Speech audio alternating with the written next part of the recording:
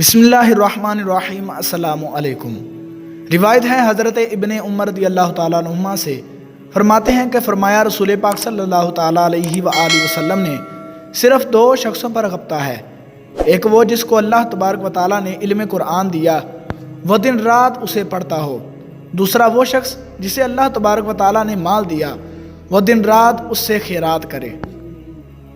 روایت ہے حضرت ابو ہریرہ رضی اللہ تعالیٰ عنہ سے، فرماتے ہیں کہ فرمایا رسول پاک صلی اللہ تعالیٰ علیہ وآلہ وسلم نے، کیا تم میں سے کوئی یہ چاہتا ہے کہ جب وہ اپنے گھر لوٹے تو وہاں 3 حاملہ بڑی اور موٹی اونٹنیاں پائے؟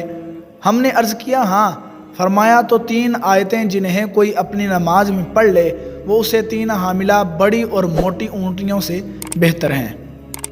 روایت ہے حضرت عائشہ رضی اللہ تعالیٰ عنہا سے، فرماتی ہیں کہ فرمایا رسول پاک صلی اللہ تعالیٰ علیہ وآلہ وسلم نے، قرآن کا عالم معزز فرشتوں اور محترم معظم نبیوں کے ساتھ ہوگا، اور جو قرآن پڑھتا ہو کہ اس میں اٹکتا ہو اور قرآن اس پر گراں ہو، اس کے لیے 2 ثواب ہیں۔